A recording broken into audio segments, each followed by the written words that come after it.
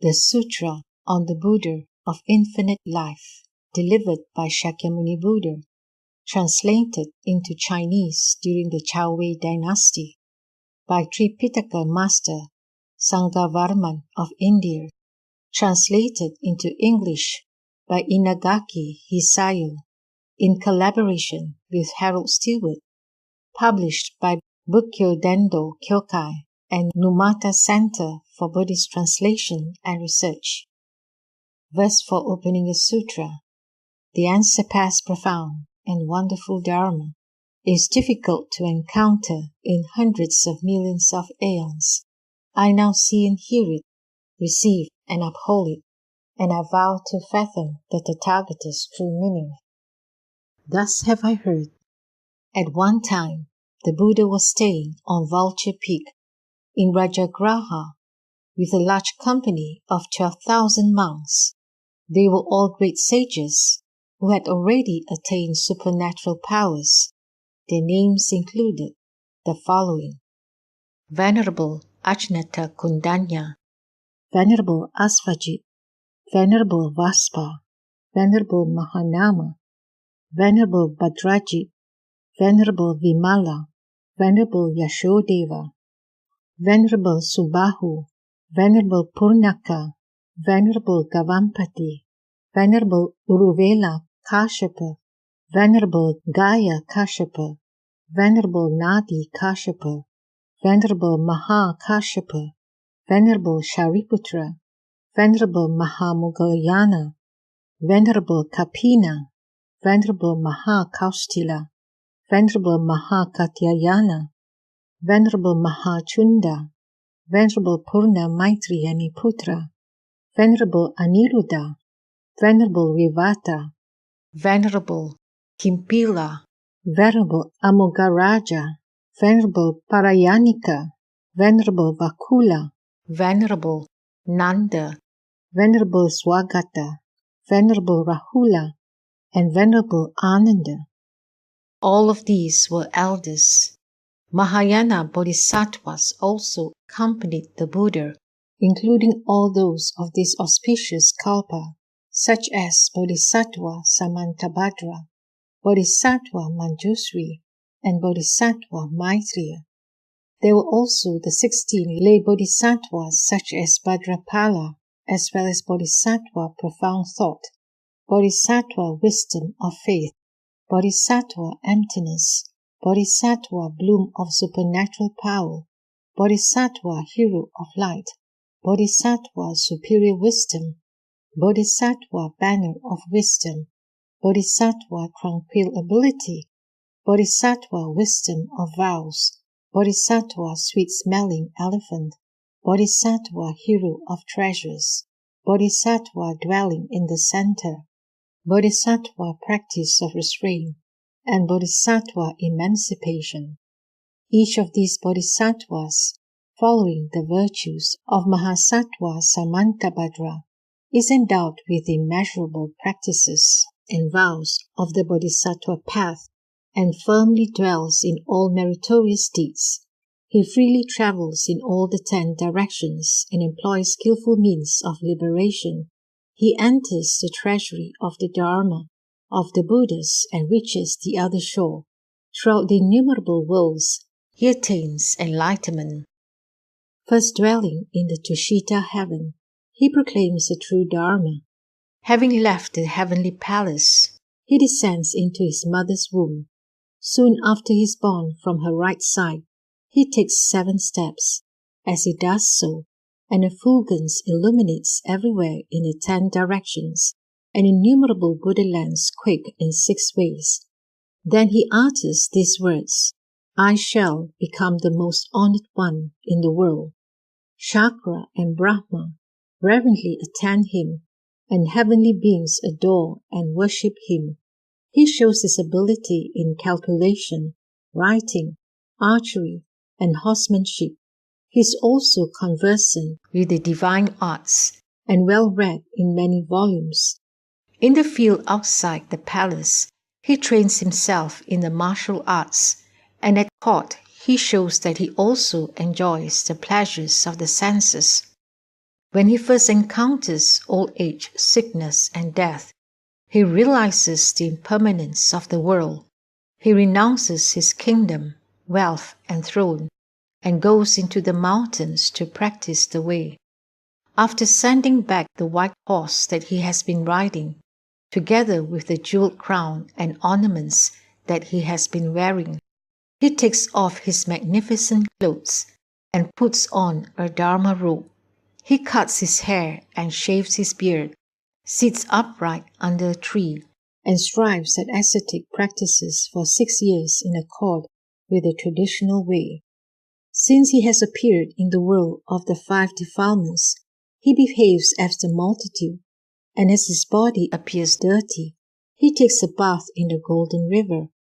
As a god bends a branch down toward him, he is able to climb up the river bank. A divine bird follows him closely to the seat of enlightenment, Bodhimanda.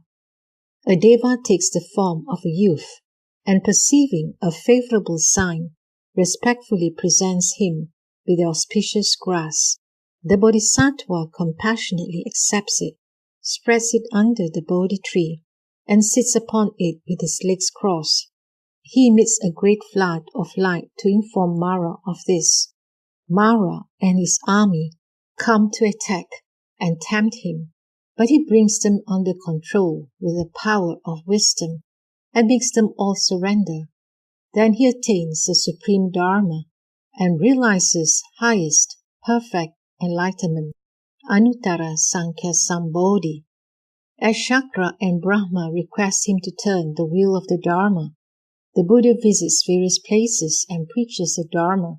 In his thunderous voice, he beats the Dharma drum, blows the Dharma conch, brandishes the Dharma sword, hoists the Dharma banner, rolls the Dharma thunder, hurls the Dharma lightning, brings the Dharma rain, and bestows the Dharma gift. At all times he awakens the world with the sound of the Dharma. His light illuminates countless Buddha lands, causing the entire world to quake in 6 ways. It encompasses Mara's realm, shaking his palace, so that he and his hosts become frightened and surrender. The Bodhisattva tears asunder the net of evil, destroys wrong views, removes afflictions, flushes the gutters of desire, protects the Dharma castle, opens the Dharma gate, washes off the grime of the passions, and reveals the pure white Dharma. He unifies everything in the Buddha Dharma and thus proclaims the right teaching.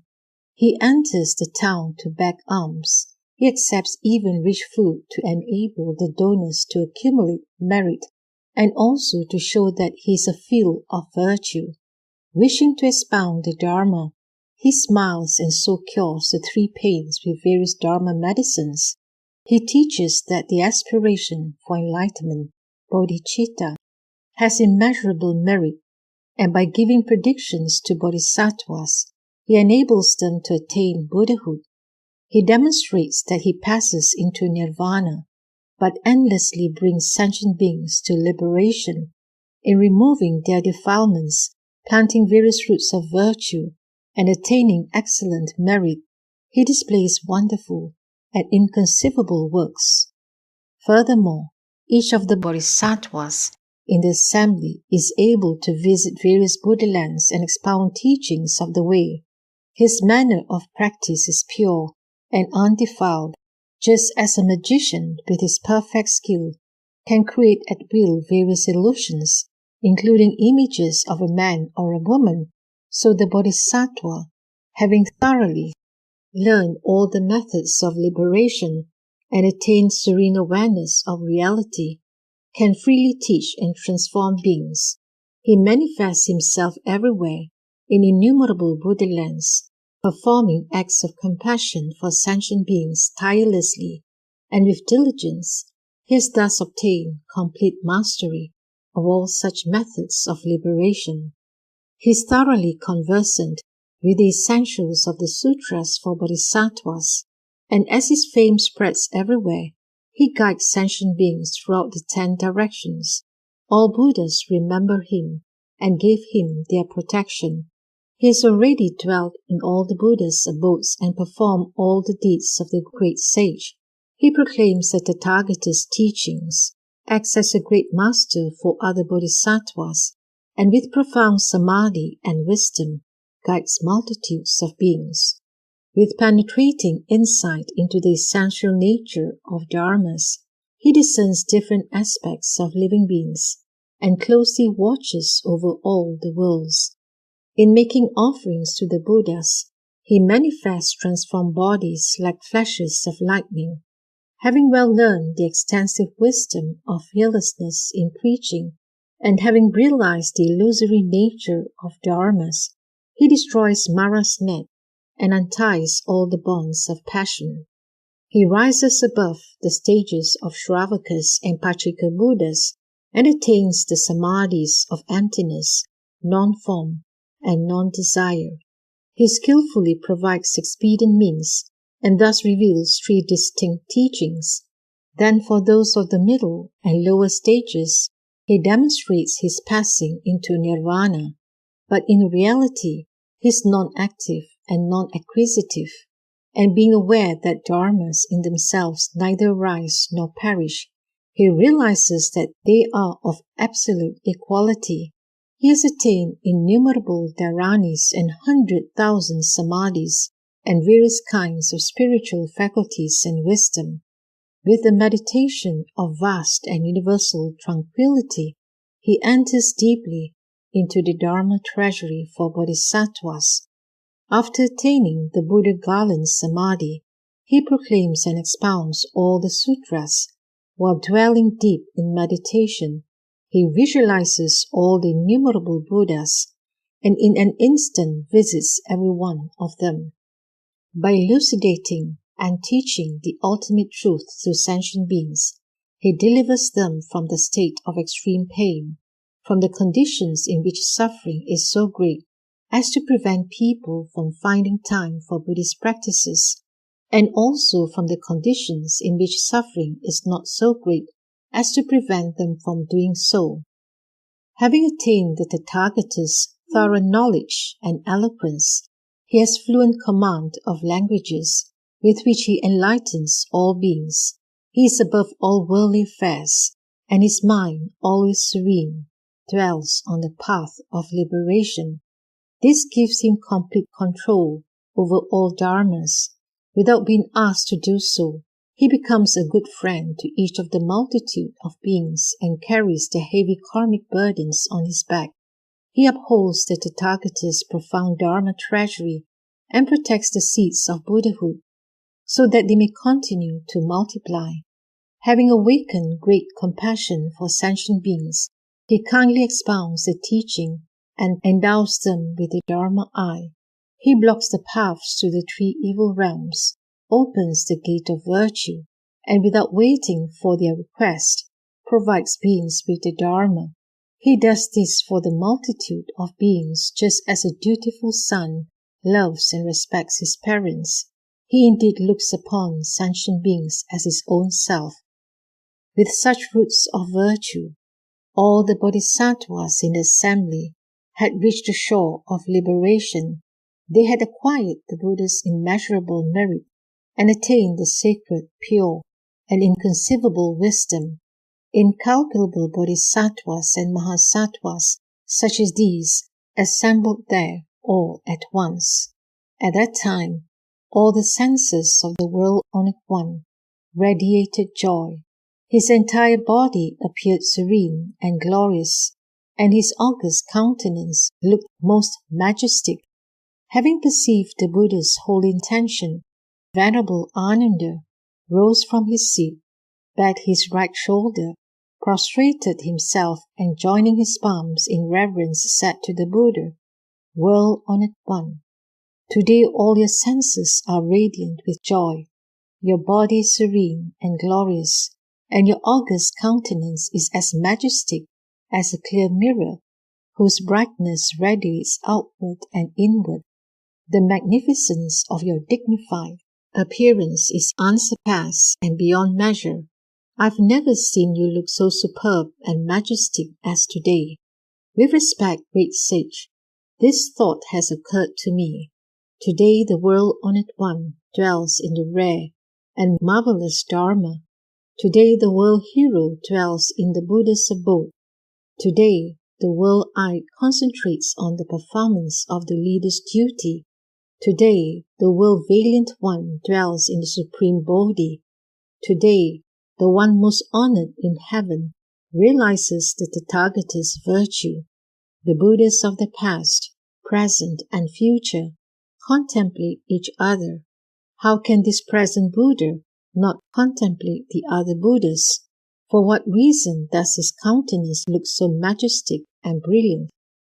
Then the world-honored one said to Ananda, "Tell me, Ananda, whether some god urged you to put this question to the Buddha, or whether you asked about his glorious countenance from your own wise observation." Ananda replied to the Buddha, "No god came to prompt me.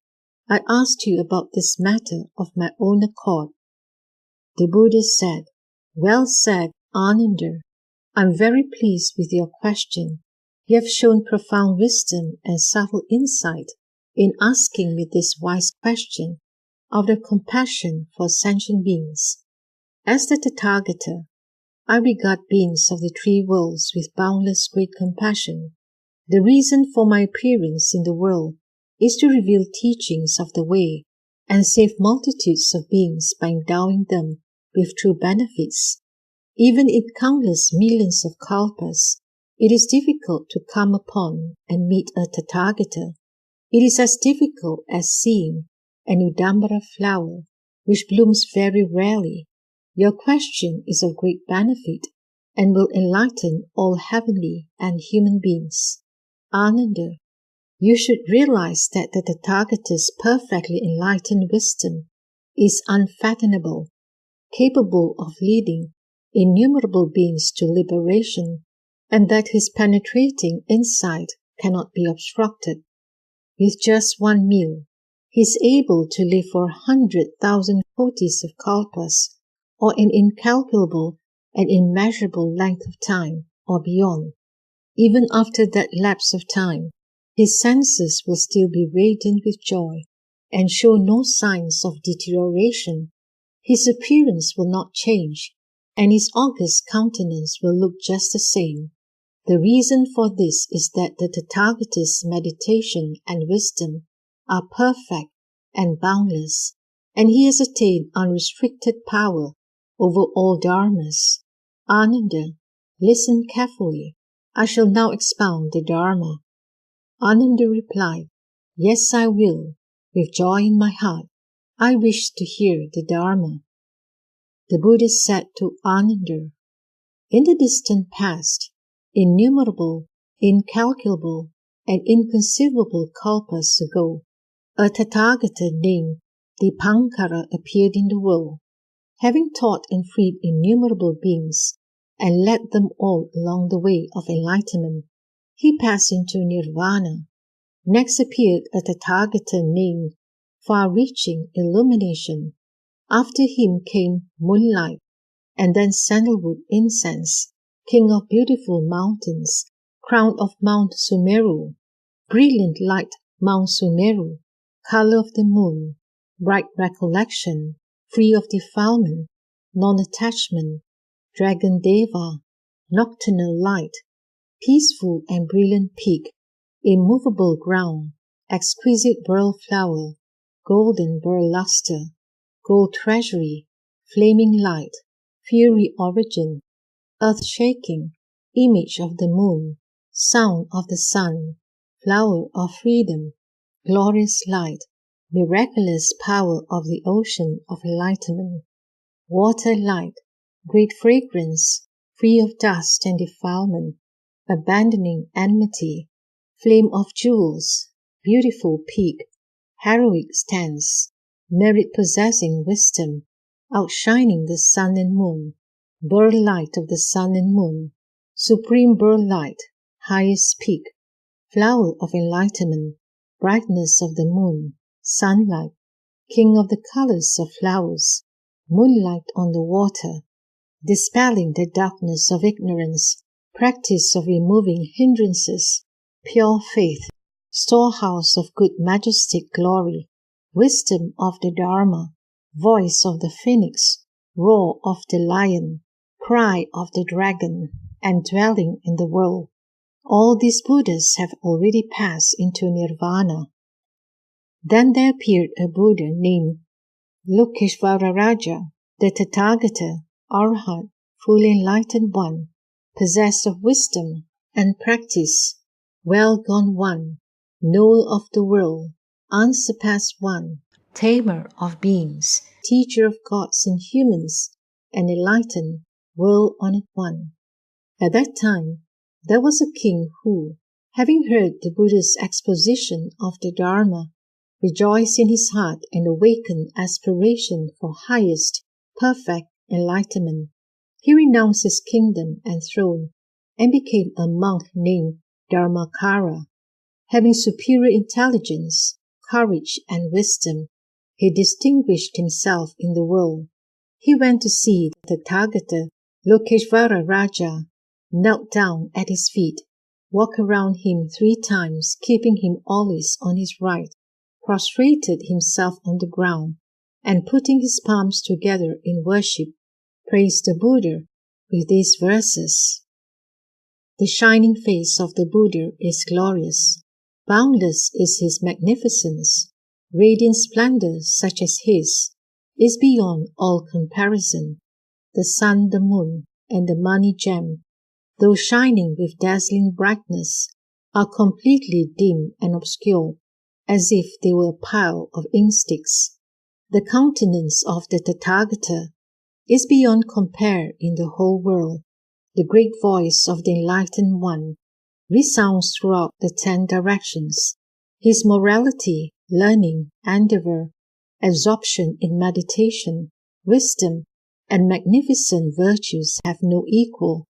They are wonderful and unsurpassed. He meditates deeply and directly on the oceanic Dharma of all Buddhas. He knows its depths and breadth, and penetrates to its farthest end. Ignorance, greed, and anger are forever absent in the world-honored one. He is the lion, the most valiant of all men. His glorious virtue is unlimited. His meritorious achievements are vast. His wisdom is deep and sublime. His light, with awe-inspiring glory, shakes the universe of 1,000 million worlds. I resolve to become a Buddha, equal in attainment to you, O Holy King of the Dharma, to save living beings from birth and death, and to lead them all to liberation. My discipline in giving, dana, mind control, moral virtues, sila, patience, khanti, and effort, virya, and also in meditation, dhyana, and wisdom, prajna, will be supreme and unsurpassed. I vow that when I have become a Buddha, I shall carry out this promise everywhere, and to all fear-ridden beings shall I give great peace. Even though there are Buddhas 1,000 million kotis in number, and multitudes of great sages, countless as the sands of the Ganges River, I shall make offerings to all those Buddhas. I shall seek the supreme way, resolutely and tirelessly, even though the Buddha lands are as incalculable as the sands of the Ganges River, and other regions and worlds are also without number. My light shall reach everywhere, pervading all those lands. Such being the result of my efforts, my glorious power will be immeasurable. When I have become a Buddha, my land shall be most exquisite, and its people wonderful and unexcelled. The seat of enlightenment will be supreme. My land, being like nirvana itself, will be beyond comparison. I take pity on living beings and resolve to save them all. Those who come from the 10 directions will find joy and serenity of heart. When they reach my land, they shall dwell in peace and happiness. I beg you, the Buddha, to become my witness and to vouch for the truth of my aspiration. Having now made my vows to you, I will strive to fulfill them. the world-honored ones in the 10 directions have unhindered wisdom, I call upon those revered ones to bear witness to my intention, even though I must remain in a state of extreme pain. I will diligently practice, enduring all hardships with tireless vigor. The Buddha said to Ananda. Having spoken these verses, Bhikshu Dhammakara said to the Buddha, Lokeshvara Raja, respectfully, world-honored one, I announce that I have awakened aspiration for highest, perfect enlightenment. I beseech you to explain the Dharma to me fully, so that I can perform practices for the establishment of a pure Buddha land, adorned with innumerable excellent qualities. So please teach me how to attain enlightenment quickly, and to remove the roots of the afflictions of birth and death of all. The Buddha said to Ananda. At that time, the Buddha, Lokeshvara Raja, replied to Bhikshu Dhammakara, You yourself should know by what practice you can establish a glorious Buddha land. The Bhikshu said to the Buddha, That is far too vast and deep for my comprehension. I sincerely beseech you, world-honored one, to explain in detail the practices by which Buddha Tathagatas established their pure lands. After I hear that, I wish to practice as instructed and so fulfill my aspirations. At that time, the Buddha, Lokeshvara Raja, recognized Bhikshu Dhammakara's noble and high aspirations and taught him as follows. If, for example, one keeps on bailing water out of a great ocean with a pint measure, one will be able to reach the bottom after many kalpas and then obtain rare treasures. Likewise, if one sincerely, diligently, and unceasingly seeks the way, one will be able to reach one's destination. What vow is there that cannot be fulfilled? Then the Buddha, Lokeshvara Raja, explained in detail the greater and lesser aspects of the 210 kotis of Buddha lands, together with the good and evil natures of heavenly and human beings living there. He revealed them all to the bhikshu, just as he had requested.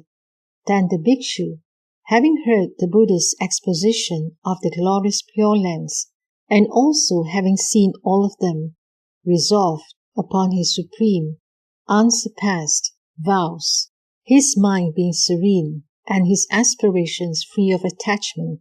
He was unexcelled throughout the world. For 5 full kalpas, he contemplated the vows and then chose the pure practices for the establishment of his Buddha land. Ananda asked the Buddha, how long was the lifespan of beings in the land of Buddha Lokeshvara Raja? The Buddha replied, the length of life of that Buddha was 42 kalpas. He continued, after that, Dharmakara Bodhisattva adopted the pure practices that had led to the establishment of the excellent lands of 210 kotis of Buddhas. When he had finished his task, he went to the Buddha, knelt down at his feet, walked around him 3 times, joined his palms in worship, and sat down. He then said to the Buddha, I have adopted the pure practices for the establishment of a glorious Buddha land. The Buddha said to him, you should proclaim this. Know that now is the right time. Encourage and delight the entire assembly. Hearing this, other bodhisattvas will practice this dharma and so fulfill the innumerable great vows. The bhikshu replied, I beg you to grant me your attention. Now I will fully proclaim my vows. 1.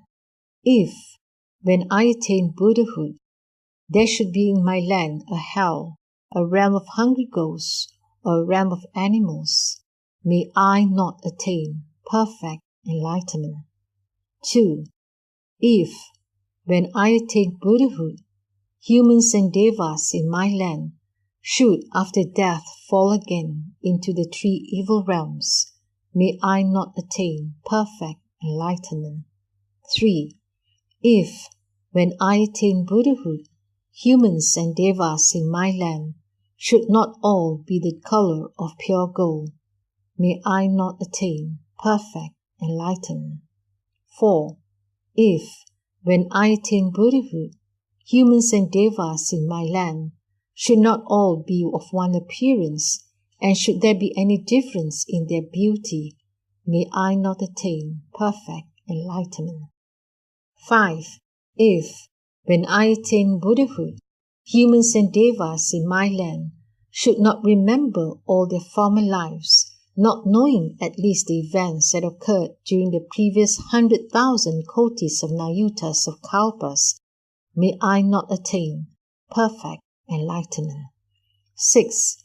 If, when I attain Buddhahood, humans and devas in my land should not possess the divine eye of seeing at least 100,000 kotis of nayutas of Buddha lands, may I not attain perfect enlightenment. 7. If, when I attain Buddhahood, humans and devas in my land should not possess the divine ear of hearing the teachings of at least 100,000 kotis of nayutas of Buddhas, and should not remember all of them, may I not attain perfect enlightenment. 8. If, when I attain Buddhahood, humans and devas in my land should not possess the faculty of knowing the thoughts of others, at least those of all sentient beings living in 100,000 kotis of nayutas of Buddha lands, may I not attain perfect enlightenment. 9. If, when I attain Buddhahood, humans and devas in my land should not possess the supernatural power of traveling anywhere in one instant, even beyond 100,000 kotis of nayutas of Buddha lands, may I not attain perfect enlightenment. 10. If, when I attain Buddhahood, humans and devas in my land should give rise to thoughts of self-attachment, may I not attain perfect enlightenment. 11. If, when I attain Buddhahood, humans and devas in my land should not dwell in the definitely assured stage and unfailingly reach nirvana, may I not attain perfect enlightenment. 12. If, when I attain Buddhahood, my light should be limited, illuminating even the 100,000 kotis of nayutas of Buddha lands, may I not attain perfect enlightenment. 13. If, when I attain Buddhahood, my lifespan should be limited, even to the extent of 100,000 kotis of nayutas of kalpas, may I not attain perfect enlightenment. 14. If, when I attain Buddhahood, the number of the Shravakas in my land could be known, even if all the beings and Pachika Buddhas living in this universe of 1,000 million worlds should count them during 100,000 kalpas, may I not attain perfect enlightenment. 15. If, when I attain Buddhahood, humans and devas in my land should have limited lifespans, except when they wish to shorten them in accordance with their original vows, may I not attain perfect enlightenment. 16. If, when I attain Buddhahood, humans and devas in my land should even hear of any wrongdoing, may I not attain perfect enlightenment. 17. If, when I attain Buddhahood, innumerable Buddhas in the lands of the 10 directions should not all praise and glorify my name, may I not attain perfect enlightenment. 18. If, when I attain Buddhahood, sentient beings in the lands of the 10 directions who sincerely and joyfully entrust themselves to me, desire to be born in my land, and think of me even 10 times, should not be born there, may I not attain perfect enlightenment. Excluded, however, are those who commit the 5 grave offenses and abuse the right Dharma. 19. If, when I attain Buddhahood, sentient beings in the lands of the 10 directions who awaken aspiration for enlightenment, do various meritorious deeds, and sincerely desire to be born in my land, should not at their death see me appear before them, surrounded by a multitude of sages, may I not attain perfect enlightenment. 20. If, when I attain Buddhahood, sentient beings in the lands of the 10 directions, who, having heard my name, concentrate their thoughts on my land, plant roots of virtue, and sincerely transfer their merits towards my land, with a desire to be born there, should not eventually fulfill their aspiration, may I not attain perfect enlightenment. 21. If, when I attain Buddhahood, humans and devas in my land should not all be endowed with the 32 physical characteristics of a great being, may I not attain perfect enlightenment. 22. If, when I attain Buddhahood, bodhisattvas in the Buddha lands of the other directions who visit my land should not ultimately and unfailingly reach the stage of becoming a Buddha after one more life, may I not attain perfect enlightenment. Accepted are those who wish to teach and guide sentient beings in accordance with their original vows, for they will wear the armor of great vows, accumulate merit, deliver all beings from birth and death, visit Buddha lands to perform the bodhisattva practices, make offerings to Buddha Tathagatas throughout the 10 directions, enlighten countless sentient beings as numerous as the sands of the Ganges River, and establish them in highest perfect enlightenment. Such bodhisattvas transcend the course of practice of ordinary bodhisattvas, manifest the practices of all the bodhisattva stages, and cultivate the virtues of Samantabhadra. 23. If, when I attain Buddhahood, bodhisattvas in my land, who would make offerings to Buddhas through my divine power, should not be able to reach immeasurable and innumerable kotis of nayutas of Buddha lands in as short a time as it takes to eat a meal, may I not attain perfect enlightenment. 24. If, when I attain Buddhahood, bodhisattvas in my land should not be able as they wish to perform meritorious acts of worshipping the Buddhas with the offerings of their choice, may I not attain perfect enlightenment. 25.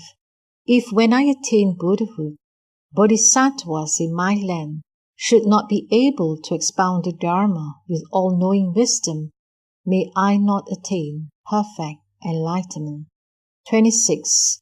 If, when I attain Buddhahood, there should be any bodhisattva in my land not endowed with the body of the Vajra god Narayana, may I not attain perfect enlightenment. 27.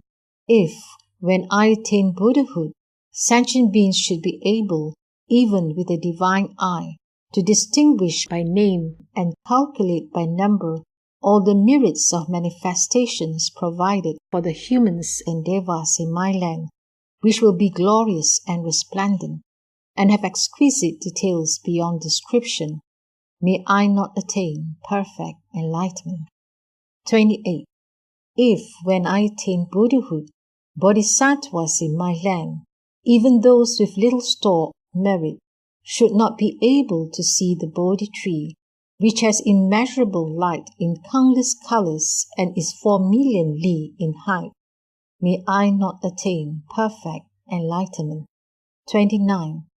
If, when I attain Buddhahood, bodhisattvas in my land should not acquire eloquence and wisdom in upholding sutras and reciting and expounding them, may I not attain perfect enlightenment. 30. If, when I attain Buddhahood, the wisdom and eloquence of bodhisattvas in my land should be limited, may I not attain perfect enlightenment. 31. If, when I attain Buddhahood, my land should not be resplendent, revealing in its light all the immeasurable, innumerable, and inconceivable Buddha lands like images reflected in a clear mirror, may I not attain perfect enlightenment. 32. If, when I attain Buddhahood, all the myriads of manifestations in my land, from the ground to the sky, such as palaces, pavilions, ponds, streams, and trees, should not be composed both of countless treasures that surpass in supreme excellence anything in the worlds of humans and devas, and of 100,000 kinds of aromatic wood, whose fragrance pervades all the worlds of the 10 directions, causing all bodhisattvas who sense it to perform Buddhist practices, then may I not attain perfect enlightenment. 33. If, when I attain Buddhahood, sentient beings in the immeasurable and inconceivable Buddha lands of the 10 directions, who have been touched by my light, should not feel peace and happiness in their bodies and minds, surpassing those of humans and devas, may I not attain perfect enlightenment. 34. If, when I attain Buddhahood, sentient beings in the immeasurable and inconceivable Buddha lands of the 10 directions, who have heard my name, should not gain the Bodhisattva's insight into the non-arising of all dharmas, and should not acquire various profound dharanis, may I not attain perfect enlightenment. 35. If, when I attain Buddhahood, women in the immeasurable and inconceivable Buddha lands of the 10 directions, who, having heard my name, rejoice in faith, awaken aspiration for enlightenment, and wish to renounce womanhood, should after death be reborn again as women, may I not attain perfect enlightenment. 36. If, when I attain Buddhahood, bodhisattvas in the immeasurable and inconceivable Buddha lands of the 10 directions, who have heard my name, should not, after the end of their lives, always perform sacred practices until they reach Buddhahood, may I not attain perfect enlightenment. 37. If, when I attain Buddhahood, humans and devas in the immeasurable and inconceivable Buddha lands of the 10 directions, who, having heard my name, prostrate themselves on the ground to revere and worship me, rejoice in faith, and perform the bodhisattva practices, should not be respected by all devas and people of the world, may I not attain perfect enlightenment. 38. If, when I attain Buddhahood, humans and devas in my land should not obtain clothing as soon as such a desire arises in their minds, and if fine robes as prescribed and praised by the Buddhas should not be spontaneously provided for them to wear, and if these clothes should need sewing, bleaching, dyeing, or washing, may I not attain perfect enlightenment. 39. If, when I attain Buddhahood, humans and devas in my land should not enjoy happiness and pleasure comparable to those of a monk who has exhausted all the passions, may I not attain perfect enlightenment. 40. If, when I attain Buddhahood, the bodhisattvas in my land who wish to see the immeasurable glorious Buddha lands of the 10 directions should not be able to view all of them reflected in the jeweled trees, just as one sees one's face reflected in a clear mirror, may I not attain perfect enlightenment. 41.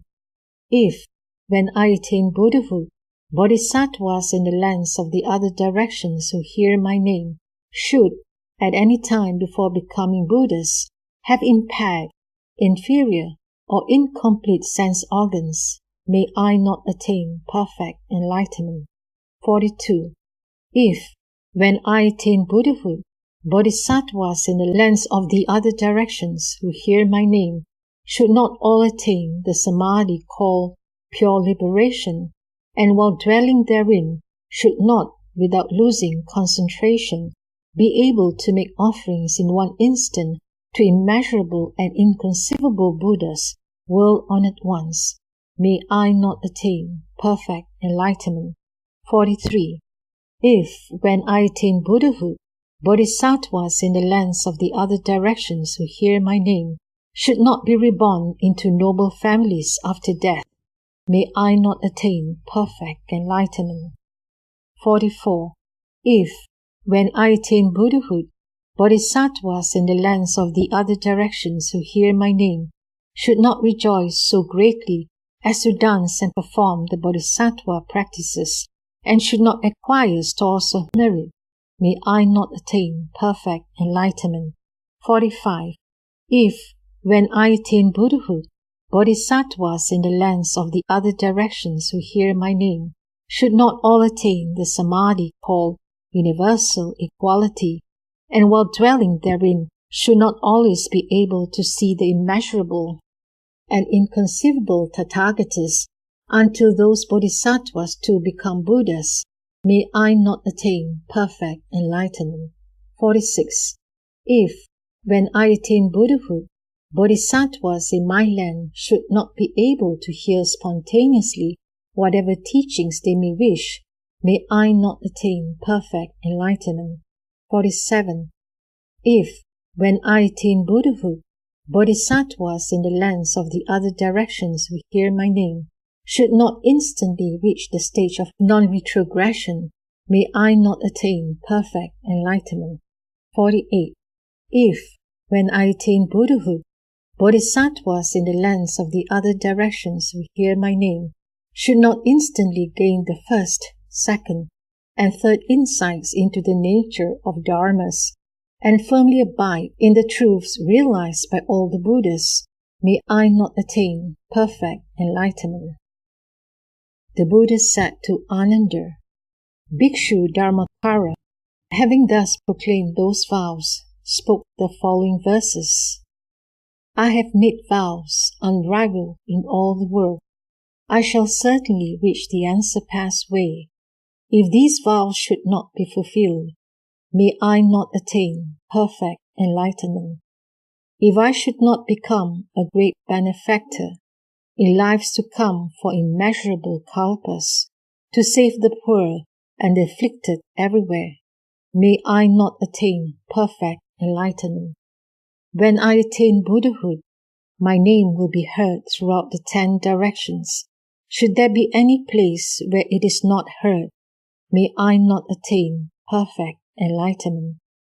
Free of greed and with profound mindfulness and pure wisdom, I will perform the sacred practices. I will seek to attain the unsurpassed way and become the teacher of devas and humans. With my divine power, I will display great light, illuminating the worlds without limit, and dispel the darkness of the 3 defilements. Thus I will deliver all beings from misery. Having obtained the eye of wisdom, I will remove the darkness of ignorance. I will block all evil paths and open the gate to the good realms. When merits and virtues are perfected, my majestic light will irradiate in the 10 directions, outshining the sun and moon, and surpassing the brilliance of the heavens. I will open the Dharma storehouse for the multitudes, and endow them all with treasures of merit. Being always among the multitudes, I will proclaim the Dharma with the lion's roar. I'll make offerings to all the Buddhas, thereby acquiring goods of virtue. When my vows are fulfilled and wisdom perfected, I shall be the sovereign of the 3 worlds. Like your unhindered wisdom, O Buddha, mine shall reach everywhere, illuminating all. May my supreme wisdom be like yours, most honored one. If these vows are to be fulfilled, like this universe of 1,000 million worlds quake in response, and let all the devas in the heaven rain down rare and marvelous flowers. The Buddha said to Ananda, as soon as Bhikshu Dharmakara spoke those verses, the entire earth quaked in 6 ways, and a rain of wonderful flowers fell from heaven, scattering everywhere. Spontaneous music was heard, and a voice in the sky said, Surely you will attain highest, perfect enlightenment. Then Bhikshu Dharmakara, kept all those great vows, which were true, unfailing, and unsurpassed in the whole world, and intensely aspired to attain nirvana. Then Ananda, after proclaiming and establishing those universal vows in the presence of the Buddha, Lokeshvara Raja, before the multitude of beings, including the 8 kinds of superhuman beings such as devas and dragon spirits, and also Mara and Brahma, Bhikshu Dharmakara was solely intent on producing a glorious and exquisite land. The Buddha land that he sought to establish was vast in extent, unsurpassed, and supremely wonderful, always present and subject neither to decay nor change. During inconceivable and innumerable kalpas, he cultivated the immeasurable meritorious practices of the Bodhisattva path. He did not harbor any thought of greed, hatred, or cruelty, nor did he allow any ideas of greed, hatred, or cruelty to arise. He was unattached to any form, sound, smell, taste, touch, or idea. Possessed of the power to persevere, he did not avoid undergoing various afflictions. Having little desire for his own sake, he knew contentment. Without any impure thought, enmity, or stupidity, he dwelt continually in tranquil samadhi. His wisdom was unobstructable, and his mind free of falsehood and deceitfulness. With expressions of tenderness on his face and with kindness in his speech, he spoke to others in consonance with their inner thoughts. Courageous and diligent, strong-willed and untiring, he devoted himself solely to the pursuit of the pure Dharma, thereby benefiting a multitude of beings. He revered the 3 treasures, respected his teachers and elders, and thus adorned his practices with a great store of merit. By so doing, he enabled sentient beings to partake of them. He dwelt in the realization that all dharmas are empty, devoid of distinctive features, and not to be sought after, and that they neither act nor arise. He thus realized that all dharmas are like magical creations. He avoided all wrong speech that would bring harm upon himself or others or both. He engaged in right speech that would bring benefit to himself or others or both. He abandoned his kingdom and renounced the throne, leaving behind wealth and sensuous pleasures. Practicing the 6 paramitas himself, he taught others to do the same.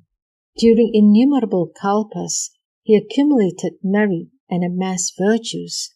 Wherever he was born, an immeasurable store of treasure spontaneously appeared as he wished.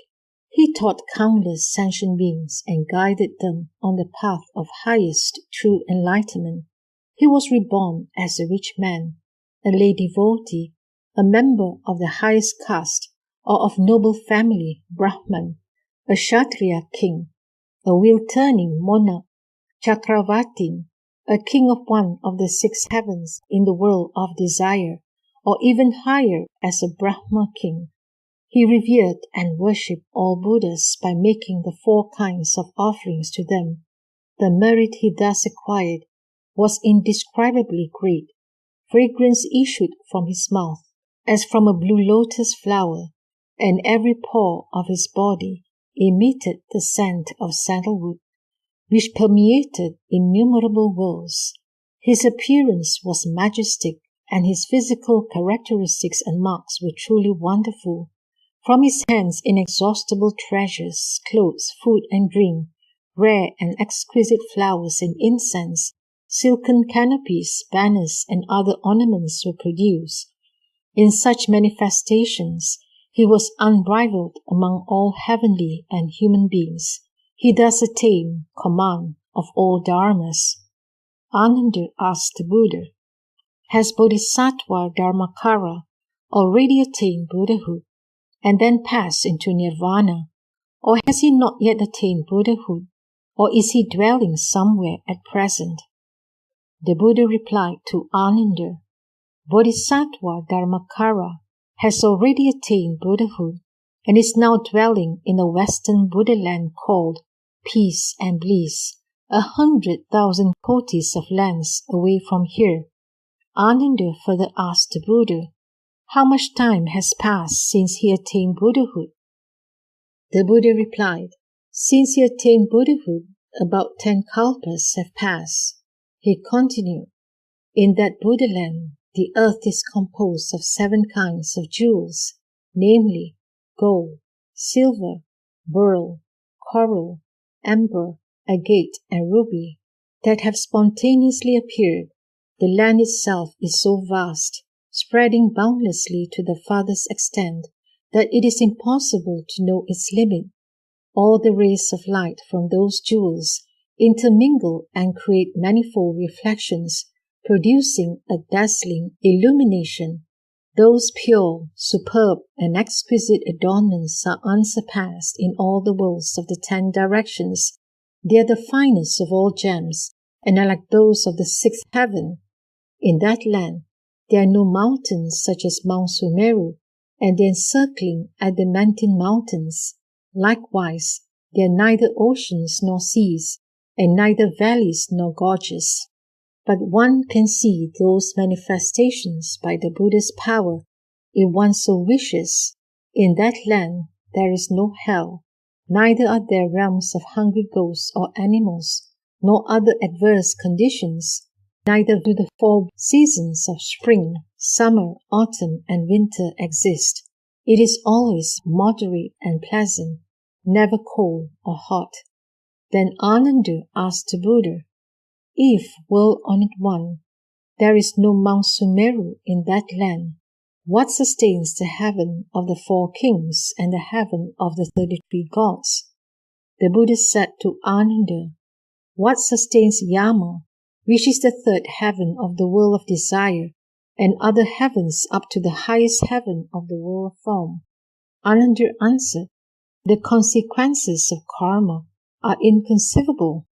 The Buddha said to Ananda, inconceivable indeed are the consequences of karma, and so are the worlds of the Buddhas. By the power of meritorious deeds, sentient beings in that land dwell on the ground of karmic reward. That is why those heavens exist without Mount Sumeru. Ananda continued, I do not doubt this myself, but have asked about it simply because I wish to remove such doubts for the benefit of sentient beings in the future. The Buddha said to Ananda, the majestic light of the Buddha Amita is the most exalted. No other Buddha's light can match his. The light of some Buddhas illuminates 100 Buddha lands, and that of others 1,000 Buddha lands. Briefly, that of Amita illuminates the eastern Buddha lands as numerous as the sands of the Ganges River. In the same way, it illuminates the Buddha lands in the south, west, and north, in each of the 4 intermediate directions and above and below. Further, the light of some Buddhas extends 7 feet, that of others 1 yojana, or 2, 3, 4, or 5 yojanas, and the distance covered increases in this way until the light of some Buddhas illuminates 1 Buddha land. For this reason, Amita is called by the following names: the Buddha of infinite light, the Buddha of boundless light, the Buddha of unhindered light, the Buddha of incomparable light, the Buddha of the light of the King of Flame, the Buddha of pure light, the Buddha of the light of joy, the Buddha of the light of wisdom, the Buddha of unceasing light, the Buddha of inconceivable light, the Buddha of ineffable light, and the Buddha of the light of shining the sun and moon. If sentient beings encounter his light, their 3 defilements are removed. They feel tenderness, joy, and pleasure, and good thoughts arise. If sentient beings in the 3 realms of suffering see his light, they will all be relieved and freed from affliction. At the end of their lives, they all reach liberation. The light of Amita shines brilliantly. illuminating all the Buddha lands of the 10 directions. There is no place where it is not perceived. I am not the only one who now praises his light. All the Buddhas, Shravakas, Pacceka Buddhas and Bodhisattvas praise and glorify it in the same way. If sentient beings, having heard of the majestic virtue of his light, glorify it continually, day and night, with sincerity of heart, they'll be able to attain birth in his land as they wish. Then the multitudes of Bodhisattvas and Shravakas will praise their excellent virtue. Later, when they attain Buddhahood, all the Buddhas and Bodhisattvas in the 10 directions will praise their light, just as I now praise the light of Amitayus. The Buddha continued, the majestic glory of the light of Amitayus could not be exhaustively described, even if I praise it continually, day and night, for a period of 1 kalpa. The Buddha said to Ananda, the lifespan of Amitayus is so long that it is impossible for anyone to calculate it. To give an illustration, let us suppose that all the innumerable sentient beings in the worlds of the 10 directions were reborn in human form, and that every one became a Shravaka or a Pacceka Buddha. Even if they assembled in one place, concentrated their thoughts and exercised the power of their wisdom to the utmost to reckon the length of the Buddha's lifespan by the number of kalpas, even after 1,000 million kalpas, they could still not reach its limit. So it is with the lifespan of Shravakas, Bodhisattvas, heavenly beings and human beings in his land. Similarly, it is not to be encompassed by any means of reckoning or by any metaphorical expression. Again, the number of Shravakas and Bodhisattvas living there is incalculable. They are fully endowed with transcendent wisdom and free in their exercise of majestic power. They could hold the entire world in their hands. The Buddha said to Ananda, the number of Shravakas at the first teaching assembly of that Buddha was incalculable. So was the number of Bodhisattvas. Even if an immeasurable and countless number of humans multiplied by millions of kotis should all become like Mahamoggallana and together reckon their number during innumerable nayutas of kalpas, or even until they attain nirvana, they still could not know that number.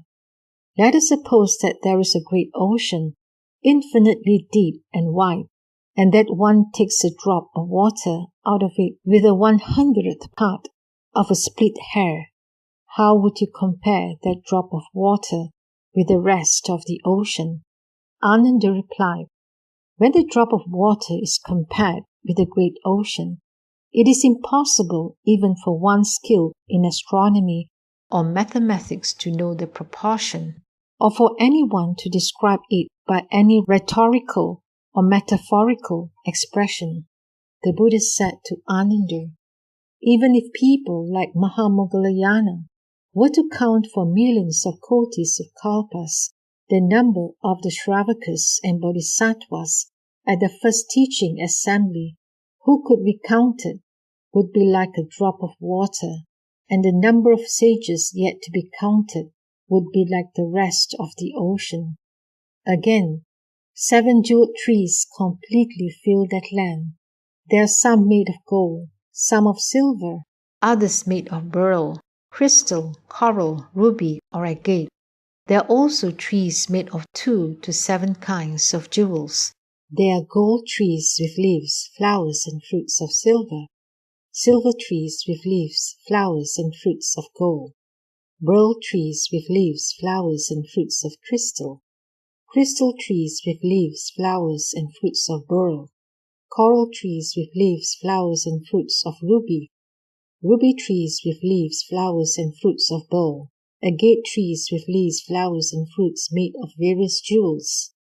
Again, there are jeweled trees with purple gold roots, white silver trunks, beryl branches, crystal twigs, coral leaves, ruby flowers and agate fruits. They are jeweled trees with white silver roots, pearl trunks, crystal branches, coral twigs, ruby leaves, agate flowers and purple gold fruits. They are jeweled trees with beryl roots, crystal trunks, coral branches, ruby twigs, agate leaves, purple gold flowers and white silver fruits. They are jeweled trees with crystal roots, coral trunks, ruby branches, agate twigs, purple gold leaves, white silver flowers and beryl fruits. They are jeweled trees with coral roots, ruby trunks, agate branches, purple gold twigs, white silver leaves, beryl flowers and crystal fruits. They are jeweled trees with ruby roots, agate trunks, purple gold branches, white silver twigs, beryl leaves, crystal flowers and coral fruits.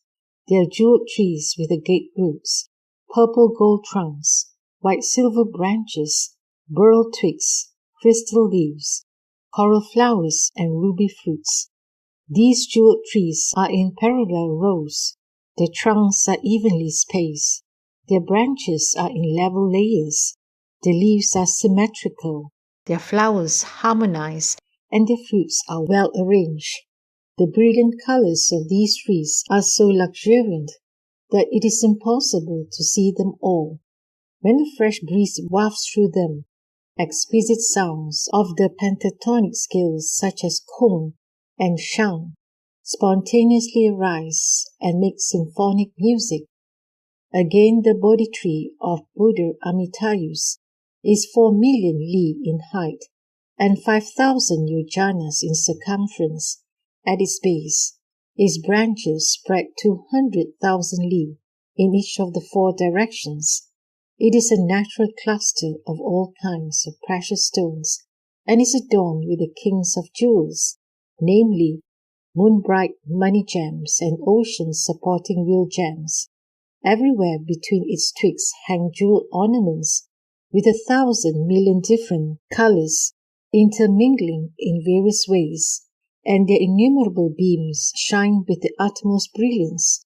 The Bodhi tree itself is covered with nets of rare excellent gems, and on it appear all kinds of ornaments in accordance with one's wishes.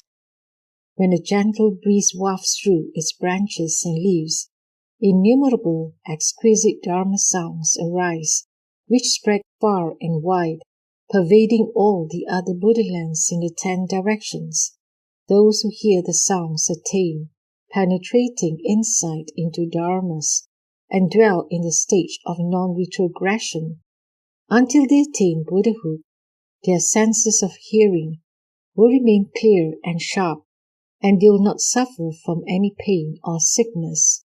Whether they hear the sounds of the Bodhi tree, see its colors, smell its perfume, taste its flavors, perceive its light, or conceive of the Dharma in their minds, they all attain profoundly penetrating insight into dharmas and dwell in the stage of non-retrogression.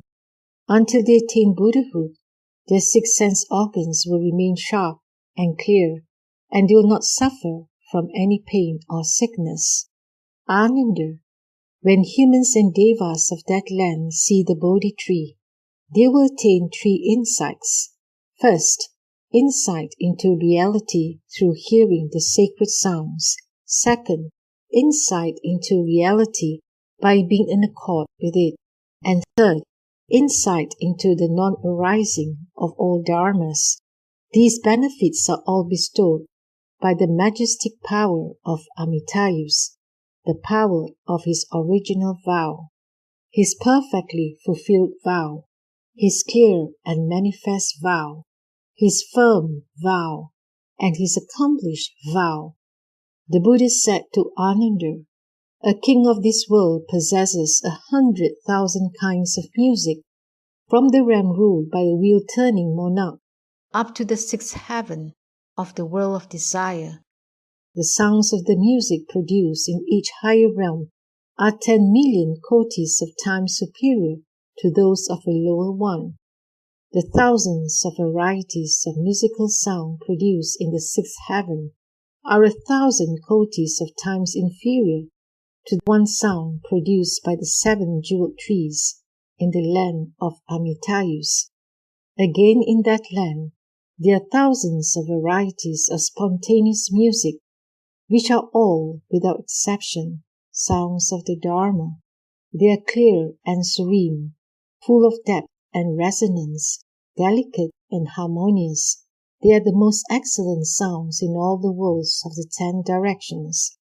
Again, the halls, monasteries, palaces, and pavilions are spontaneous apparitions, all adorned with the 7 kinds of jewels, and hung with curtains of various other jewels, such as pearls and moon-bright money gems. Inside and out, to right and left, are bathing ponds. Some of them are 10 yojanas in length, breadth, and depth. Some are 20 yojanas, others 30, and so on, until we come to those measuring 100,000 yojanas in length, breadth, and depth. They are full to the brim with the water that possesses the 8 excellent qualities, clear, fragrant, and tasting like nectar.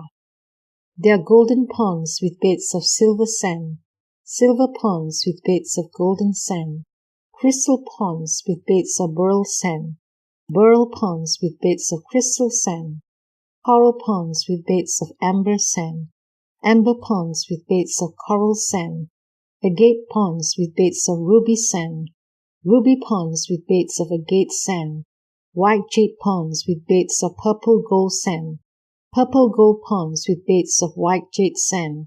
Others are composed of 2 to 7 jewels. On the banks of these ponds are sandalwood trees, whose flowers and leaves hang down and diffuse perfumes everywhere. Heavenly lotuses, blue, pink, yellow, and white, bloom profusely in various tints and tones, completely covering the surface of the water. If bodhisattvas and shravakas in that land enter the jeweled ponds and wish the water to rise to their ankles, it rises to their ankles. If they wish it to rise to their knees, it rises to their knees. If they wish it to rise to their waists, it rises to their waist. If they wish it to rise to their necks, it rises to their necks. If they wish it to pour over their bodies, it spontaneously pours over their bodies. If they wish it to recede, it recedes. Its temperature is moderate, cool, or warm, according to their wishes. The water comforts the body and refreshes the mind, washing away their mental defilements.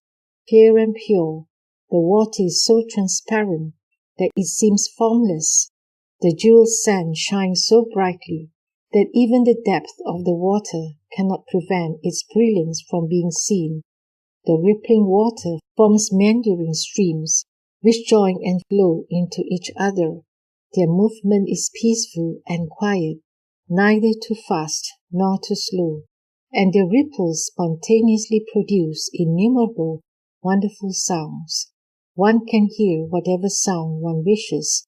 For example, some hear the sound Buddha, some hear the sound Dharma, some Sangha, others hear tranquility, emptiness, and no self, great compassion, paramita, 10 powers, fearlessness, special qualities, supernatural powers, non-activity, neither arising nor perishing, insight into the non-arising of all dharmas, and so on, until the various sounds of the wonderful dharma, such as the sprinkling of nectar upon the head of a bodhisattva, are reached.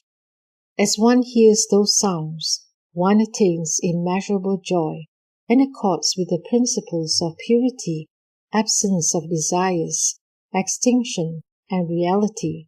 One is in harmony with the 3 treasures, the Buddha's powers, fearlessness, and special qualities, and also with supernatural powers and other methods of practice for bodhisattvas and shravakas. Not even the names of the 3 realms of suffering are heard there, but only nirvanic sounds of bliss. For this reason, that land is called peace and bliss. Ananda, those born in that Buddha land are endowed with such bodies of purity and provided with various exquisite sounds, supernatural powers and virtues.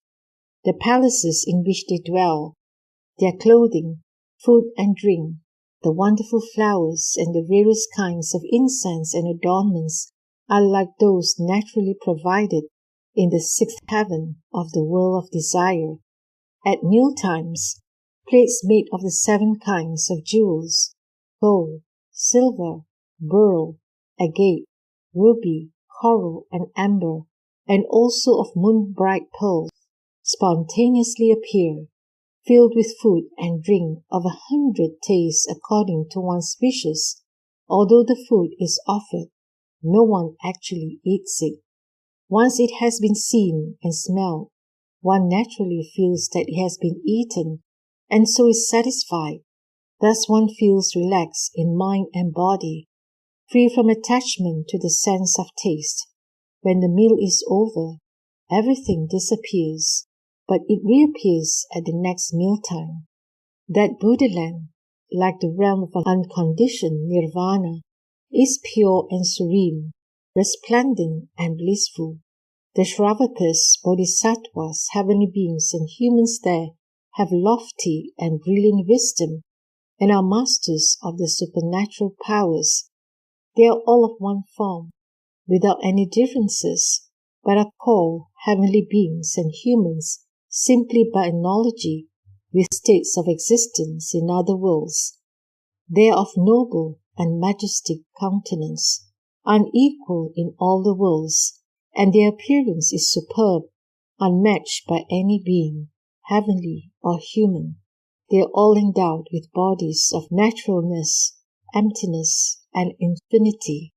The Buddha said to Ananda, "If a beggar in extreme poverty sits by the side of a king, how can their appearances be compared?" Ananda replied, "If such a man sits by the side of a king, his emaciated, mean, and ragged appearance cannot be compared with the king's. His appearance is 1,000,000,000 kotis, or even incalculable times inferior to the king's. What is the reason for this? The conditions of a beggar in extreme poverty, being at the lowest social level, with barely enough clothes to cover his body, scarcely enough food to sustain his life, with hunger and cold always tormenting him, and having almost lost human contact, are all the result of his mistakes in former lives. In the past, he did not cultivate roots of virtue, but instead accumulated riches without giving anything to others. He became more miserly as his wealth increased, desired to obtain more, insatiably hankered after further acquisitions, and gave no thought to good acts. Thus he piled up a mountain of evil karma. When his life ended, all his wealth was gone, and what he had accumulated with great toil and worry was of no avail to him. All passed in vain into the possession of others. Having no store of merit on which to depend, and no virtue on which to rely, after death he fell into one of the evil realms, where he suffered pain for a long period. When his karmic retributions ended, he was able to escape, but was reborn into a lower class. Being foolish, base, and inferior, he barely maintains the appearance of a human being. The king of a country is the most honored of all men. This is the reward for virtues accumulated in former lives, in which he, with a compassionate heart, gave generously to many, saved people from suffering through kindness and benevolence, performed good deeds with sincerity, and never disputed with others. When that life ended, he was rewarded with rebirth into a higher state. Born in the heavenly realm, he enjoyed bliss and happiness. His accumulated virtues produced such a surplus of good that when he was reborn as a man in this life, his birth was, deservedly, into a royal family.